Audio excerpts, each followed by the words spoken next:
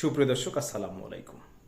Barrister Kaiser Kamal তিনি বাংলাদেশ সরকারের বর্তমান সময়ে ডেপুটি স্পিকার। তিনি আজকে আমেরিকার স্বাধীনতা দিবসের একটি অনুষ্ঠানে একটি কথা বলেছেন। এই কথাটির তীব্র নিন্দা ও প্রতিবাদ জানাচ্ছি। তিনি বলেছেন, বাংলাদেশ আমেরিকা একে অপরের ইতিহাস বিনির্মাণে সহায়তা করেছেন ডেপুটি স্পিকার। সেটি নিউজের হেডলাইন হয়েছে।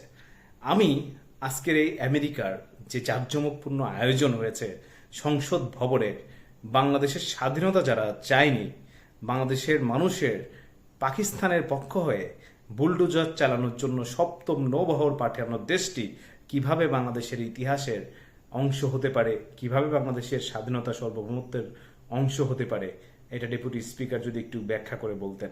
250তম স্বাধীনতা দিবস উপলক্ষে অনুষ্ঠানে প্রধান অতিথি বাংলাদেশ জাতীয় সংসদের ডেপুটি স্পিকার কায়সার কামাল সংসদ ভবনের নকশা করতে বিক্ষিপ্ত মার্কিন ব্লু আইকন, মানে কি, তারা তো টাকা নিয়ে এটা করছে।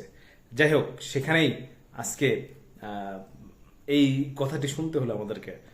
সবাই ভালো থাকবেন। এখন ডেপুটি স্পিকার কি বিশ্লেষণ করবেন যে স্বাধীনতা যুদ্ধের সময় যেটি বাংলাদেশের ভিত্তি, যে যুদ্ধটি না হলে বাংলাদেশ তো হতো না, তাহলে সংসদ ভবন হতো না, আপনি ডেপুটি স্পিকার হতেন না, তাহলে সেটা কিভাবে আমেরিকা যখন বিরোধিতা করলো, এখন সেই ইতিহাসের অংশ কিভাবে হলো, এটা এখন প্রশ্ন। ধন্যবাদ সবাইকে।